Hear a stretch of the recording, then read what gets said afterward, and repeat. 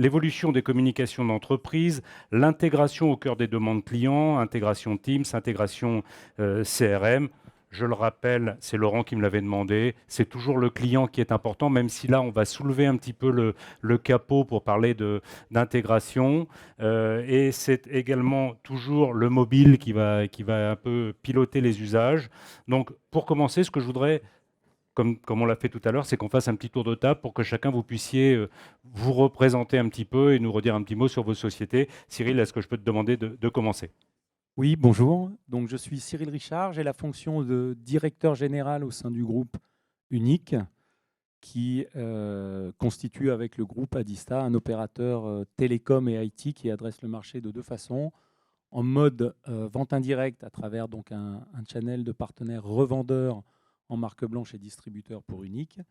Et puis en mode plutôt vente directe à travers des équipes commerciales de proximité logées dans des agences sur le territoire national pour Adista. Merci. Erwan, est-ce que je peux te demander de nous dire un petit mot? Oui, bonjour, donc Erwan Salmon, j'ai la chance d'être le directeur général de Ring Central et également le VP Sales pour l'Europe de l'Ouest. Donc Ring Central, on est un des leaders de la communication unifiée dans le cloud et la relation client en pure player cloud public. Ok, rapide, clair. Sébastien, est-ce que je peux te demander de te présenter, de nous dire un petit mot sur ta société? Alors, Teleris Communication, donc moi je suis Sébastien Loos, président de Teleris. Teleris, on est un intégrateur de solutions numériques et un opérateur de services télécoms, B2B exclusivement, vente directe à 90%. On adresse tout le spectre des réseaux et télécoms dans l'entreprise, que ce soit sur les téléphonies, les communications, téléphonie d'entreprise, le LAN manager, la sécurité. Et on a fait le choix, nous, Teleris, depuis sa refondation, puisque pour ceux qui connaissent l'histoire, Teleris était un IP Alcatel jusqu'en 2016. On a refondé Teleris en 2016. On a créé notre propre backbone opérateur. Nous sommes notre propre opérateur télécom qui opérons nos liens en propre, grâce évidemment aux opérateurs d'infrastructure et que nous fournissons à nos clients. Et l'agrégation de tout ça, c'est les solutions SD-WAN que l'on intègre chez tous nos clients et notamment avec des verticales métiers enfin particulières qui sont le transport, le maritime, les services d'urgence, de secours que nous adressons en tout particulièrement également. Donc la résilience est un mot fort pour toi. Tout à fait. Julien, est-ce que je peux te demander de te présenter un petit peu et de nous présenter Oiseau? Bonjour, donc Julien Ricoeur. C'est un téléphone. Un problème avec ce téléphone. C'est un test de... Mobile First. Mobile First. Ouais. Donc, country manager de la société Oiseau. Donc, nous, on est éditeur d'une plateforme de communication unifiée multitenant à destination des MSP. Donc, on travaille exclusivement, nous, avec des MSP. Donc, on leur apporte une plateforme qui leur permet d'infogérer et de monter leur propre offre UCaaS, créer de la valeur autour de cette offre UCaaS à destination de leurs clients et leur proposer l'ensemble des outils. On va en parler tout à l'heure, tout ce qui est API, tout ce qui est processus métier et intégration de l'ensemble du processus métier pour délivrer le service à leurs clients. Un fournisseur de briques. Entre autres, oui. D'accord. Cyril, est-ce que je peux te poser la première question? Est-ce que je peux te demander, dans cette évolution comment est-ce que tu vois évoluer aujourd'hui les communications, notamment dans les demandes des clients par rapport aux besoins d'intégration? Entrons directement dans le vif du sujet. Oui, c'est un sujet qui est assez large. Alors nous, ce qu'on constate, c'est qu'aujourd'hui, tout ce qui touche à la voix et aux communications d'entreprise, ça constitue une donnée de plus en plus, au même titre que d'autres données informatiques au sein des entreprises, parce qu'elle est de plus en plus virtualisée. Mais c'est une donnée très particulière, puisqu'elle est à la convergence de plein de flux métiers et qu'elle fait le lien entre des mondes éditeurs et des mondes opérateurs. Et donc, du coup, nous, ce qu'on identifie en termes d'enjeux, ce n'est pas tant l'applicatif lui-même, l'applicatif de communication en lui-même, c'est plus comment il s'intègre en fait au sein de tous ces flux métiers et comment il est mis à disposition des entreprises, des clients finaux, des utilisateurs, pour qu'ils en maximisent l'impact dans une recherche de productivité. Donc l'enjeu, il est principalement là. Et donc nous, on essaye de l'adresser de deux façons différentes, puisqu'on a des approches métiers qui sont un petit peu différentes entre Unique et Adista. Donc côté Unique, nous, ce qu'on constate avec plaisir, c'est que dans un monde qui est de plus en plus complexe, la promesse initiale de l'entreprise, elle est toujours là, elle est toujours valide, puisqu'on considère qu'un patron de PME, il a toujours besoin d'avoir quelqu'un dans son bureau pour l'accompagner sur ses choix numériques, pour recevoir du conseil. Et donc nous, chez Unique, notre principale mission, c'est de mettre à disposition de notre écosystème de partenaires des solutions les plus intégrées possibles, qu'ils puissent les commander de la façon la plus facile possible et de leur apporter des briques de service qui vont permettre à cet opérateur de proximité, dont beaucoup sont dans la salle, de jouer son rôle le mieux et le plus facilement possible. Côté Adista, c'est un petit peu différent puisque on va aller chercher plutôt une clientèle grand compte et marché public. Et là, on a des attentes qui vont être un petit peu différentes entre des utilisateurs qui demandent de l'aide à l'utilisation. Si on parle de Teams, par exemple, ils vont nous demander de l'aide à l'utilisation des solutions. Qu'est-ce que j'utilise, à quel moment, comment je sauvegarde mes données, et comment je les organise. Côté administrateur, il y a des problématiques de sécurité qui arrivent, puisque le fait de mettre à disposition ces outils de collaboration complètement intégrés aux outils métiers, ça présente des problématiques de sécurité un petit peu différentes.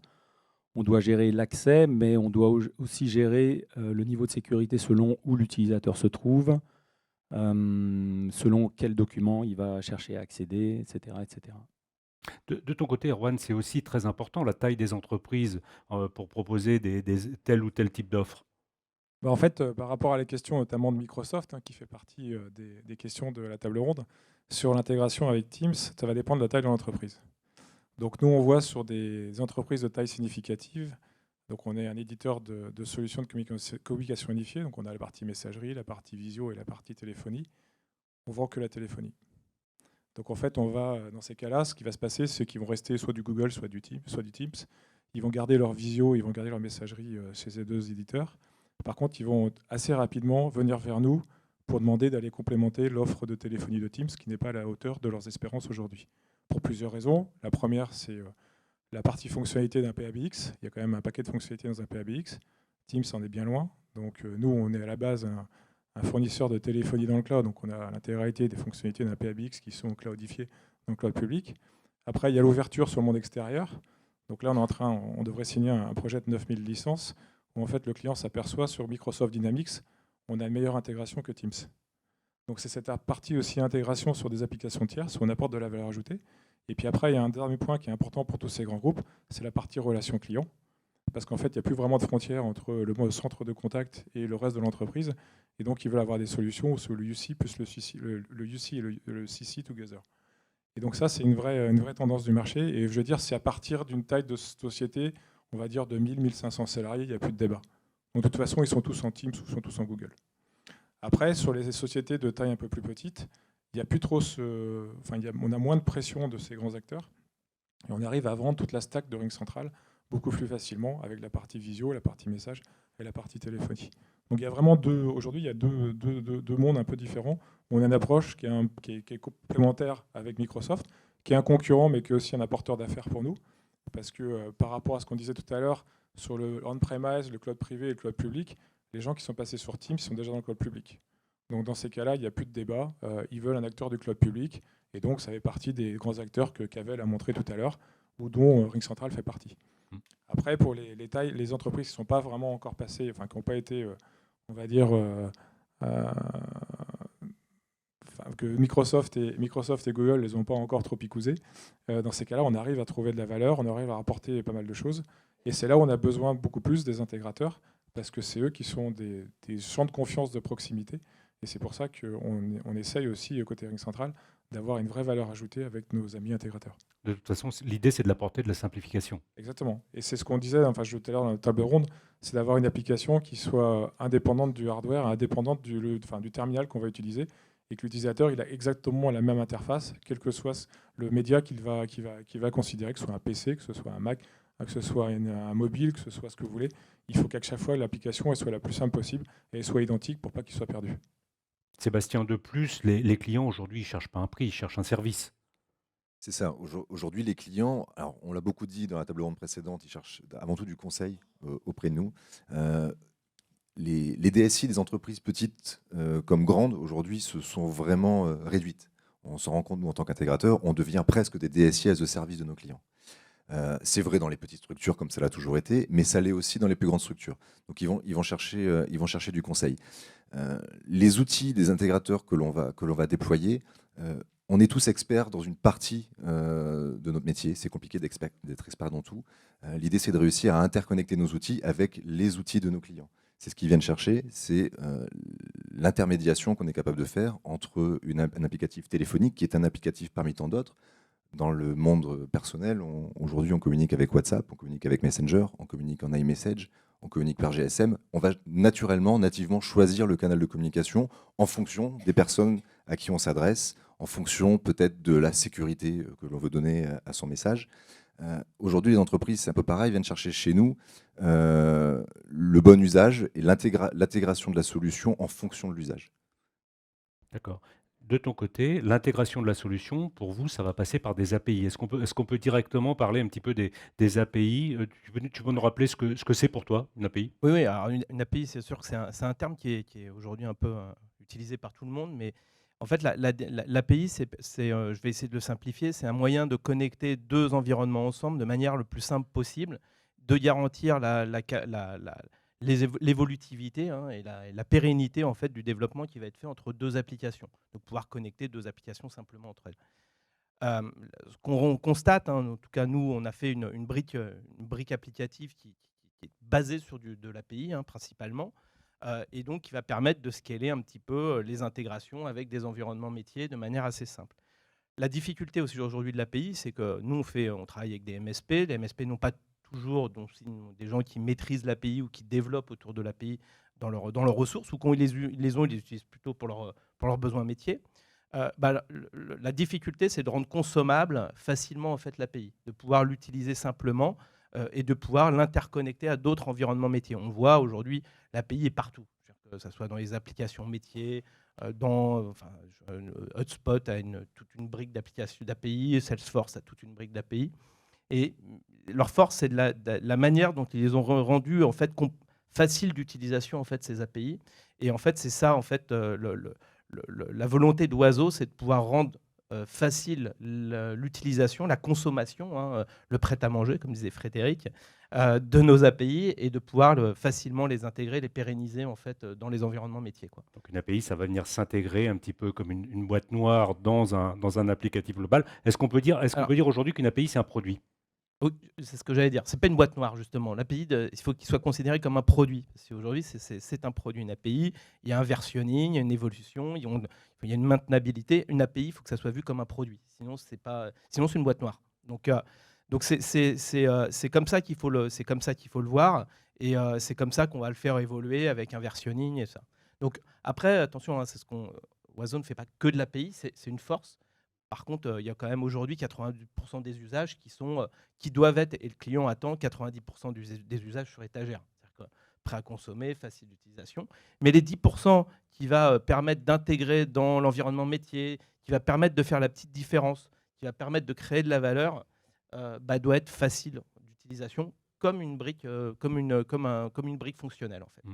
La durée de vie est aussi quelque chose de très important dans les API, ce qui a fait le succès de certaines API d'Amazon, qui est un peu un leader dans ce domaine, c'est de garantir à vie certaines de ces API. Pas toutes, mais certaines. Ouais, alors je ne vais pas me dire qu'on garantit à vie les API, mais quand je dis qu'on considère qu'une API comme un produit, c'est extrêmement important. C'est-à-dire qu'effectivement, il y a du versionning, il y a du life cycle sur l'API, et on garantit ce life cycle comme un produit avec un cycle de vie, un cycle de maintenabilité. Voilà, et donc on s'engage sur la maintenabilité d'un certain nombre d'API. Puis le jour où on décide d'arrêter une API, il y a tout ce cycle de vie qui est tenu en compte, quoi. Et Erwan, c'est un fonctionnement typiquement cloud, le fonctionnement API, un fonctionnement très cloud public. Pour remplacer la téléphonie, c'est... En fait, oui, nous, ça fait partie des points importants de Ring Central. On a eu un catalogue d'API qui est très important. On peut en fait tout récupérer dans notre système. On a un nombre d'aujourd'hui, je crois qu'on vient de dépasser les 70 000 ingénieurs qui sont capables de développer sur notre infrastructure au niveau mondial. Quand je suis arrivé chez Ring Central 2 ans et demi, on était à 25 000, 30 000. Et on a plus de 5000 connecteurs. D'ailleurs, on se posait la question, on avait un dîner hier soir, c'est de savoir si est-ce que c'est pas les communications unifiées qui vont être en fait le centre du jeu et on va avoir tous les applicatifs qui vont aller se connecter sur les outils de communication unifiée. Parce qu'en fait, les outils de communication unifiée, on les trouve partout. Et comme on a des connecteurs sur toutes les applications métiers des clients, est-ce que ça ne va pas être justement les communications unifiées qui vont devenir le centre du jeu et qui vont les distribuer un peu partout sur les applications métiers de nos clients? Donc c'est des vrais enjeux, on le voit aujourd'hui. Et puis c'est des API qui sont aussi bien valables sur les communications unifiées que sur la relation client. Donc sur l'ensemble de la chaîne de valeur qu'on va proposer à nos clients, puisqu'on voit qu'aujourd'hui, le prix dans la discussion est important, mais c'est avant tout quel service on peut apporter aux utilisateurs et quelle différenciation on peut avoir par rapport à nos concurrents sur le marché pour l'entreprise sur son marché. Sébastien, pour connecter pour toutes ces API, pour avoir des connecteurs, ça nécessite des ressources, des développements complémentaires, des formations, des compétences. C'est de l'IT, là. On est plus Oui, dans la téléphonie, exactement. on est dans l'IT. Notre métier s'est complètement transformé. Hier, les intégrateurs, c'était des techniciens et des ingénieurs réseau télécom. Aujourd'hui, nos recrutements, c'est des devs. C'est une problématique dans nos métiers, parce qu'il faut continuer à maintenir des infratélécoms. Donc les opérateurs d'infrastructure ont déjà des difficultés, les opérateurs de services en ont aussi. Mais pour revenir sur la partie API, alors moi je voulais juste te dire, l'API c'est magique, mais pas que magique, c'est pas miraculeux non plus, c'est pas la solution miracle, où en fait effectivement on vend l'API comme un produit, c'est le cas. API First, j'en connais quelques-uns ici dans la salle, et ils ont bien raison. Mais API First, ça fait croire aux clients qui ne comprend pas forcément grand-chose à ce qu'il achète, qu'en fait, c'est bon, j'ai Salesforce, j'ai 3CX, j'ai HubSpot, j'ai Ring Central, j'ai une API, je peux connecter 3CX sur mon Salesforce, Ring Central sur mon HubSpot, je ne connais pas bien les... Voilà, ça marche aussi. OK, et donc, super. Ensuite, j'ai la compta, ensuite, j'ai peut-être un ERP, ensuite, j'ai une solution de stockage. Et en fait, c'est bon, tout est API, tout se connecte. Oui, en fait, tout va se connecter one by one et on va tomber dans le travers des SI en silo, où en fait les métiers effectivement drive, parce que les métiers poussent plutôt que drive, poussent les DSI qui sont inexistantes. Ah, vas-y, prends ça, il y a une API, c'est bon, ça se connecte là, etc. Et au final, on se retrouve avec le même plat de spaghettis du SI. Alors moi, je ne suis pas un pro du SI, mais à force de travailler avec des mecs au SI chez nous, je commence à comprendre comment ça marche.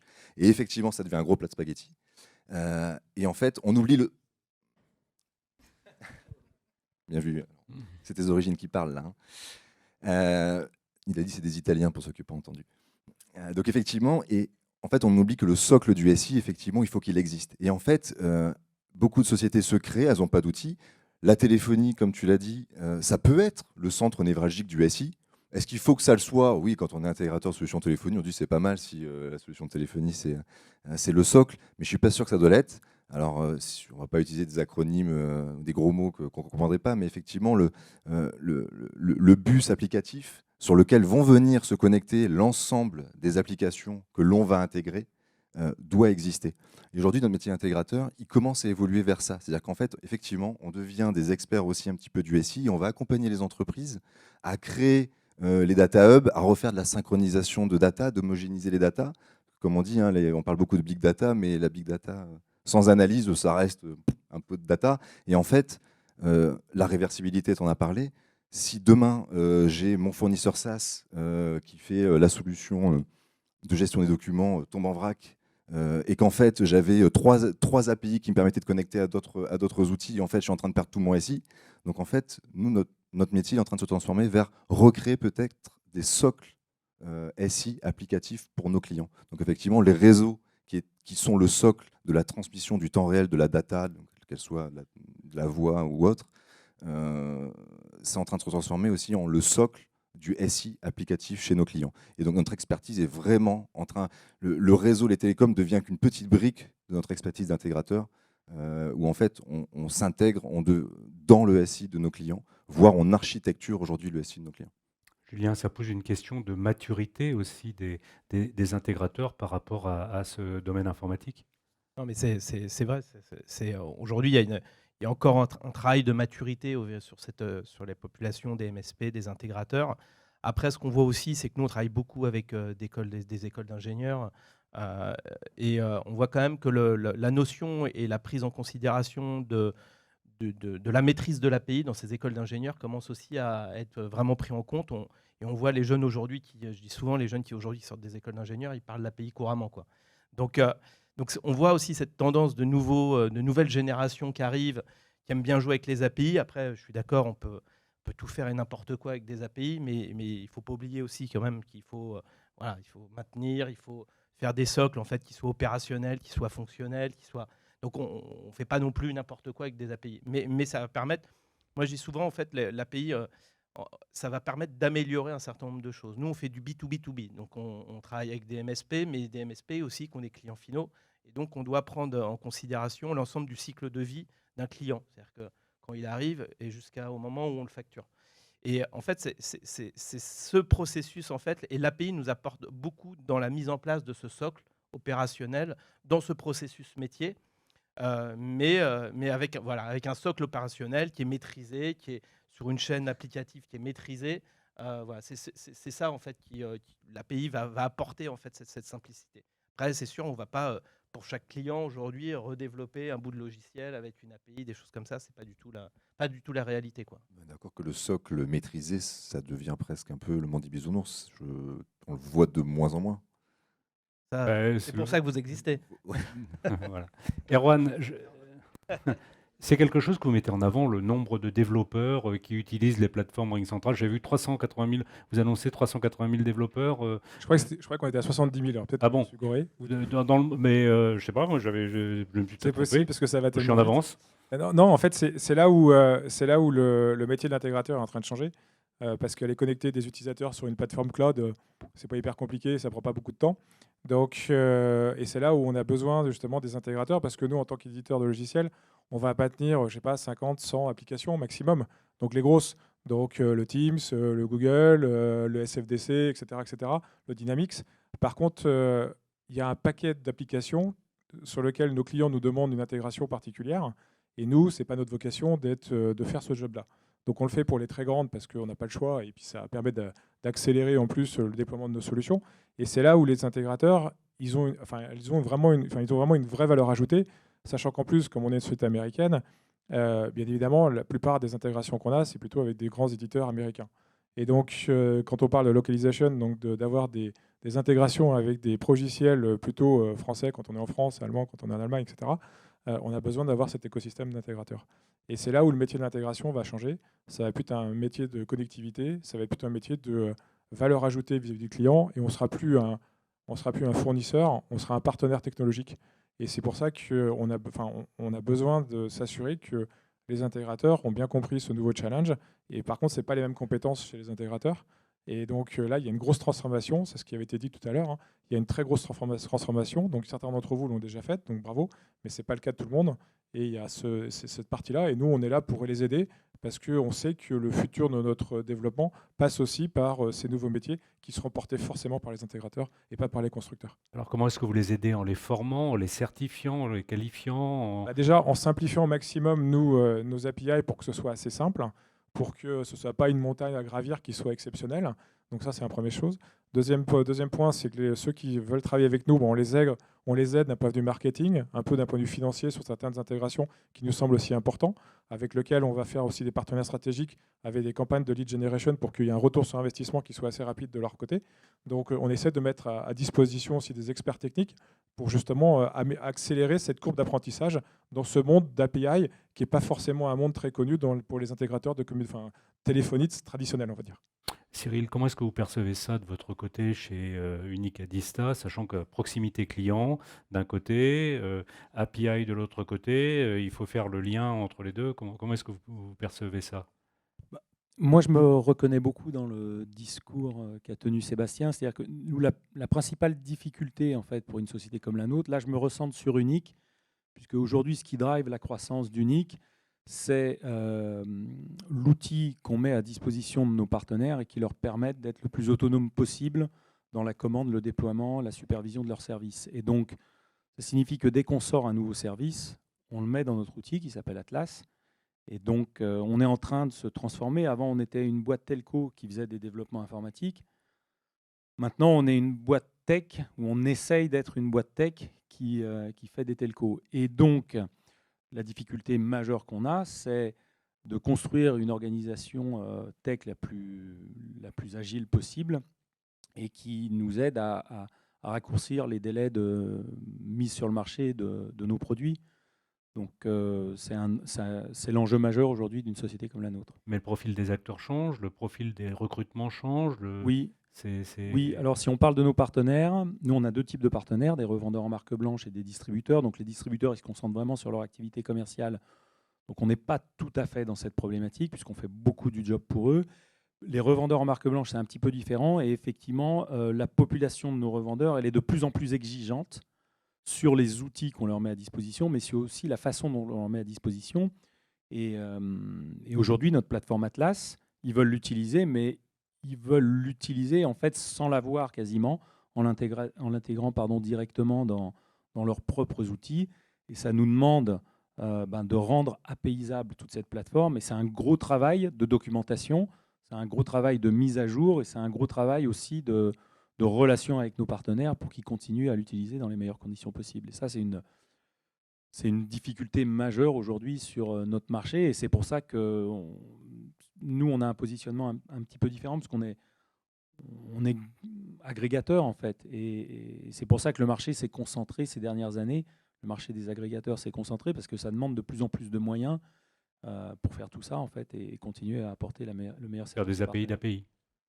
Oui, je ne sais pas, ou de la documentation, en fait, de toutes ces API. Ouais. Julien, commercialiser des API, ça ne se commercialise pas comme peut-être des logiciels. Il faut des marketplaces, il faut peut-être des outils comme ça pour les commercialiser. Comment est-ce que tu te situes par rapport à ça? Ouais, il y a 2 niveaux en fait. Il y a un premier niveau d'accompagnement, hein, donc sur l'usage, sur la consommation de cette API. Et puis effectivement, le deuxième niveau, c'est le marketplace. Alors, le marketplace, c'est pareil. Hein, souvent on dit on clique, c'est intégré, ça fonctionne tout de suite. La réalité, c'est que c'est pas toujours la réalité. Hein.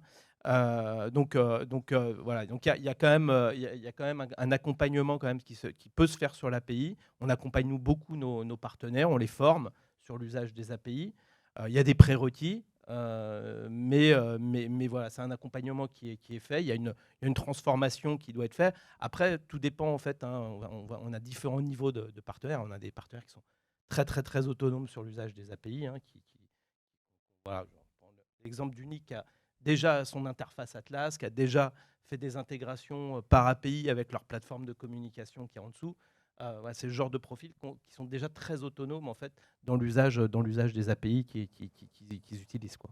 Ok. Sébastien, avec les API, c'est de l'informatique, ça pose des problèmes, par exemple, de cybersécurité. Ça pose des nouveaux problèmes, entre guillemets, des problèmes qui n'existaient pas peut-être avec des outils plus classiques.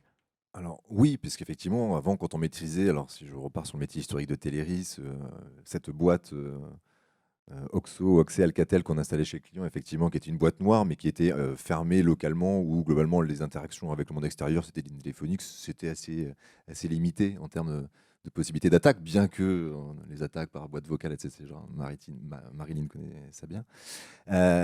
Oui, effectivement, c'est un vrai sujet. Et effectivement, dans notre métier, sur quoi on doit se reposer pour gérer la sécurité des applicatifs de nos clients quand on les interconnecte à nos applicatifs.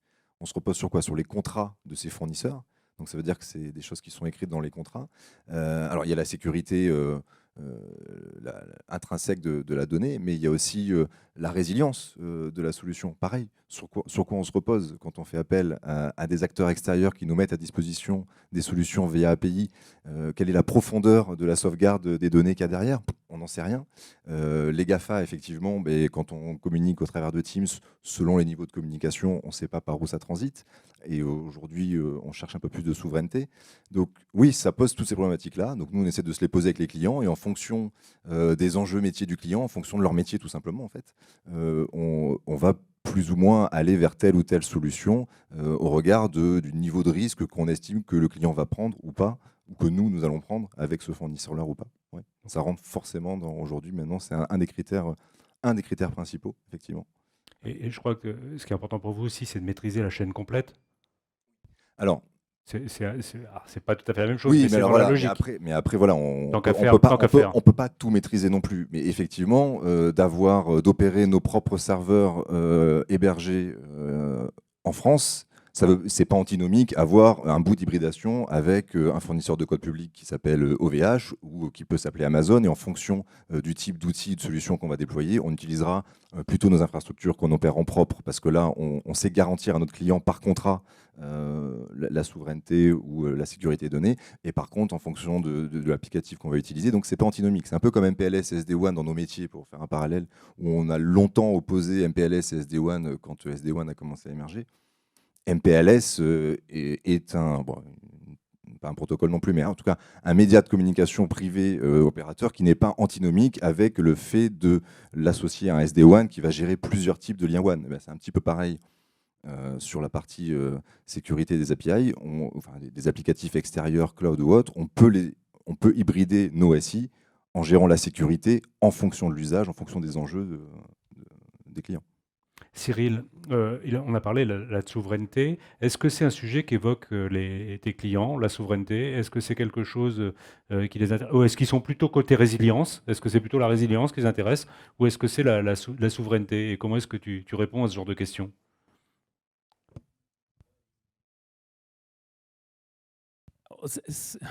Comment dire? C'est la souveraineté. Je vais essayer de trouver les bons mots parce que j'allais dire c'est un peu une tarte à la crème et j'ai peur d'être maladroit dans ce que je vais dire, mais aujourd'hui la préoccupation majeure de notre modeste expérience des clients finaux, elle porte plus effectivement sur la continuité de service, la redondance, le support, la résilience des infrastructures. La souveraineté, c'est pas un sujet qui nous remonte beaucoup, mais je sais qu'il est très dans l'air du temps, donc c'est pour ça que je le dis avec beaucoup de précaution. Il va y en avoir d'autres qui arrivent dans l'année qui vient, la RSE, des choses comme ça. T'inquiète pas, il va y avoir des sujets aussi qui vont être à soulever, qui vont arriver. La RSE, on n'avait pas prévu d'en parler aujourd'hui, mais ça va arriver plus vite qu'on ne le veut tous, je crois. Non? T'as commencé à réfléchir sur la RSE? Il y a plein de sujets, on peut en parler. Oui. Bon. Erwan, toi, de ton côté, quand on te pose des questions autour de la souveraineté, des choses comme ça, comment tu te situes? Qu'est-ce que tu dis? Je vais déjà répondre à ce que tu disais, c'est que je suis d'accord avec toi. La première question, c'est qu'il faut que ça marche. Oui. Donc, nous, on a les 5-9, donc c'est déjà une garantie de service, et puis on prend des engagements contractuels sur la qualité de nos infrastructures. Donc, c'est la première question. Après, la souveraineté, ça dépend du type de client.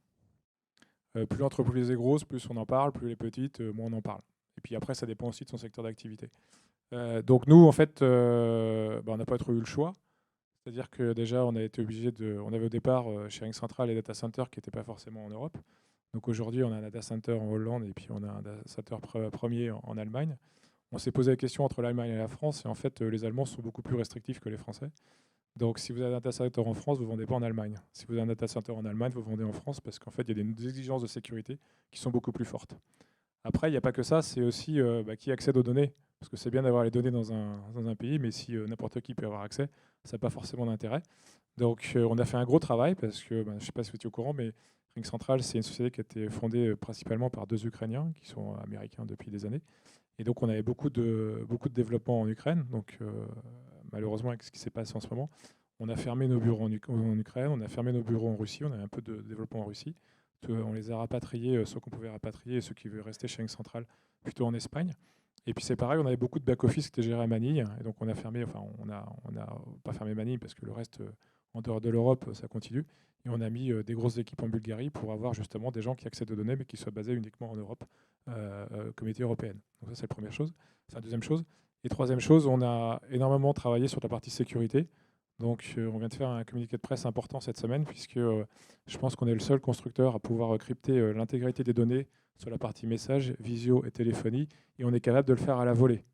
C'est-à-dire que vous commencez une conversation téléphonique ou une visioconférence, puis tout d'un coup vous dites, mince, là je vais commencer à donner des données confidentielles, vous appuyez sur un bouton et tout est crypté. Donc ça fait partie aussi de la souveraineté, c'est comment on peut crypter les données, et comme ça, quand les données sont cryptées, les accès sont beaucoup plus difficiles à avoir. Ok, oui. Juste pour compléter ce que j'ai dit tout à l'heure, et Erwan m'a amené sur cette réflexion, quand je disais souveraineté, tarte à la crème, en fait, là où les clients viennent nous chercher, ou nos partenaires, c'est plus sur la maîtrise des infrastructures. En fait. Je ne le place pas sous un angle patrimoine numérique national. Je le passe vraiment sous l'angle comment vous administrez votre plateforme de téléphonie, où sont hébergées mes données, qu'elles soient aux États-Unis ou ailleurs. Je veux savoir où elles sont hébergées et comment elles sont hébergées, et qu'est-ce que vous mettez en œuvre pour les rendre les plus sécurisés possibles, en fait. Voilà. C'est pour ça que je faisais la petite différence entre maîtrise des infras et souveraineté des infras qu'on met à disposition de nos partenaires. Merci. Le temps passe vite et je vais vous demander à chacun un petit mot de conclusion, si vous voulez bien. Je propose de commencer par toi, Julien, si tu veux. Quel conseil tu donnerais pour bien évoluer dans l'année 2023 dans ce monde de l'intégration en plein changement? Je ne sais pas si je peux donner des conseils, je peux juste faire en fait part de notre expérience, nous, en tant qu'éditeurs. Tout à l'heure, je regardais Cavell qui expliquait que les nouvelles étapes étaient dans la personnalisation des interfaces et des choses comme ça. Je pense que réellement, c'est effectivement aujourd'hui la tendance, même si on n'y est pas encore, mais on parle d'intégration dans les applications métiers, mais aussi on parle de plus en plus de personnalisation des applications de communication. C'est-à-dire que moi, je veux que mon application elle réponde parfaitement à mon usage métier, à ma problématique métier. On est très présent, nous, dans le retail. On nous demande beaucoup de choses personnalisées vraiment au monde du retail, dans le monde de fonctionnement, comment je peux gérer mon magasin de manière totalement autonome dans l'ouverture, la fermeture, la gestion des messages de fermeture et tout ça. Et on est de plus en plus dans la personnalisation de l'interface métier liée en fait à l'usage de communication. Et c'est vraiment, nous, je trouve, la tendance qui arrive de plus en plus, quoi. Plus proche du client. Sébastien, quelle serait ta conclusion? Alors, notre mission, qui est devenue notre devise chez Teleris, c'est connecter et servir. Ça fait un peu spécial ops, pompier, secours. C'est bon, mais c'est devenu naturellement notre devise. Je crois que ça est devenu pendant le Covid, d'ailleurs. Donc, cette mission, elle repose sur des valeurs communes dans notre équipe, mais de toute façon, que je sais, sont communes ici dans la salle, c'est-à-dire le sens du service, le fait d'être proactif, d'être disponible, le fait d'apporter de la résilience effectivement à nos solutions, à nos infrastructures, de manière à avoir des solutions qui répondent le mieux. Et aussi, ça repose sur une valeur, je pense qu'on partage aussi tous, c'est la durabilité des solutions que l'on propose. Il y a 3 grands axes stratégiques qui nous font avancer dans la croissance de nos entreprises, la nôtre, mais c'est vrai pour vous. Donc, c'est pour nos clients déjà. Donc, pour nos clients, c'est des solutions. Donc, c'est des solutions qu'on développe, qu'on améliore, des process, des automatisations, etc. C'est pour nos équipes, que les équipes elles aient un sens à ce qu'elles font et le sens du collectif. Nous, d'ailleurs, cette année, en 2023, on a choisi un projet culturel collaboratif, une œuvre d'art téléphonique. On a une rencontre avec un artiste, je pense que tu le connais, ou pas. Et d'ailleurs, je vous invite tous. Là, je pense que d'ici septembre ou octobre 2023, on fera quelque chose autour de cette œuvre d'art téléphonique. Mais voilà, c'était l'idée d'associer un peu le collectif à quelque chose d'un peu différent de la technique technicienne. Et enfin, c'est pour la planète. Et alors là, pour la planète, il y a plein de choses à faire. On essaye de mener des actions. Alors attention, Philippe me dit que je suis déjà trop long. Donc juste, et ça, je voulais juste passer ce message. Et bon, je partage ça avec Laurent et avec plein d'autres personnes qui sont dans la salle ici, Marélie, Niga et d'autres, je le sais. Juste, notre métier, c'est pas faire des solutions overkill pour nos clients. Je remets un petit peu notre métier dedans. On est capable de proposer des solutions qui sont sizées au plus juste pour nos clients. Et c'est ça qu'il faut faire. Et juste sur la partie SI, les API, on peut parler du développement, c'est pareil. Tu disais les ingénieurs, ils parlent API, ouais, ils parlent langage, mais en fait, ils parlent des langages qui aujourd'hui sont hyper énergivores. C'est pareil. Alors moi, j'ai 37 ans, donc moi j'ai appris le C en école d'ingénieur. Aujourd'hui, je ne sais même pas s'ils j'ai même appris l'assembleur. Je ne sais pas s'ils apprennent le C encore en école d'ingénieur. Par contre, ils savent tout scripter en Python. Python, c'est entre 40 et 1000 fois plus énergivore que C. Donc on peut se creuser le ciboulot. Connecter et servir. J'ai bien noté. Erwan, c'est à toi. Un petit mot de conclusion, petit. Je vais essayer d'être plus rapide. Connecter et servir, c'est déjà pris. Non, c'est surtout vous dire que les API, c'est une grosse opportunité pour vous de transformation de votre entreprise. Aujourd'hui, c'est vrai que on le trouve plus dans ceux qui sont spécialisés dans la relation client, parce qu'ils ont l'habitude de le faire, mais c'est un champ d'opportunité qui est énorme pour les intégrateurs de téléphonie, de communication unifiée, donc n'ayez pas peur, c'est pas si compliqué que ça. Et puis on peut vous accompagner. Et puis comme dirait mon petit neveu, il ne reste plus beaucoup de dodo avant Noël, donc joyeux Noël et puis bonne année à tous. Merci. Cyril? Ça va être difficile d'enchaîner après ça. Non, on a parlé un petit peu de technique, de moyens, d'outils. Moi, ce que j'observe, en fait, c'est que les clients viennent chercher de plus en plus de valeurs d'intégration, de services, de conseils, et qui viennent le chercher très naturellement vers des acteurs d'un monde historique, télécom, intégration, puisque c'est l'interlocuteur de proximité, et puis que la donnée qu'ils gèrent, en fait, elle est au cœur de tout le reste en fait, de ce qui se passe au sein des entreprises. Donc c'est une opportunité qui est intéressante pour l'écosystème qu'on représente aujourd'hui. Merci. Merci à tous les quatre pour le temps passé, pour la préparation et pour cette table ronde. Merci.